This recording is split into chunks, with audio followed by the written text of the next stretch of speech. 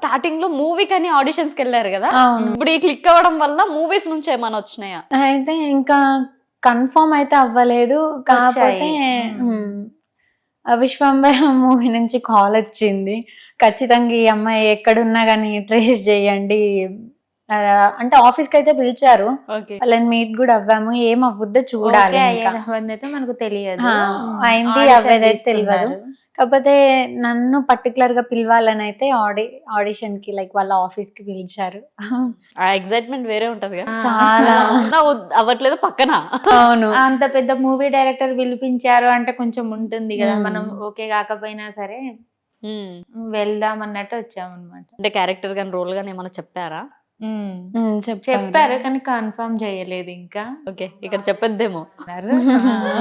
Okay అమ్మా, మీరు every time shoots కి వెళ్తుంటారు కదా, సో మిమ్మల్ని కూడా చూసి అరే ఇంత బ్యూటిఫుల్ ఉన్నారు మమ్మీ, సిస్టర్ లాగా ఉన్నారు కదా, సో తినకు కూడా ఒక క్యారెక్టర్ ఇద్దామని ఎవరన్నా అడిగారా?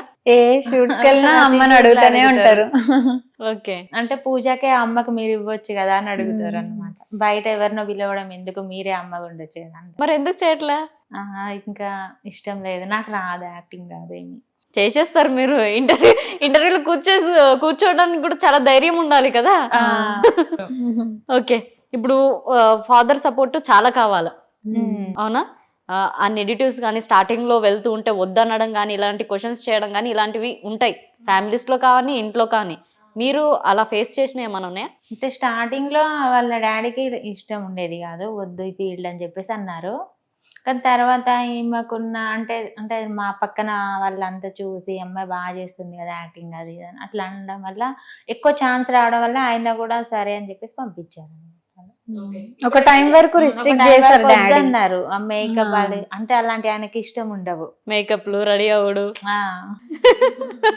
ఏదైతే ఆయనకి ఇష్టం లేదో అదే ఫీల్డ్ కి రావాల్సి వచ్చింది. అంటే లేస్తే మేకప్ వేయాల్సిందే కదా ఈ ఫీల్డ్ లో. డాడీకి లిప్స్టిక్ పెట్టడం కూడా నచ్చదు, చిన్నది కదా, ముద్దుకి ఏదన్నా కొంచెం లిప్స్టిక్ కానీ అలాంటివి అంటే కొనిస్తే వద్దనే వాళ్ళు అనమాట. ఆడపిల్ల కదా ఉంటవి, అలాంటి ఏమన్నా కొనిస్తే వద్దొద్దు అని చెప్పేసి వేయనిచ్చేవాళ్ళు కాదు. కానీ ఇప్పుడు పొద్దున్న లేస్తే మేకప్ లేనిది అవ్వట్లేదు.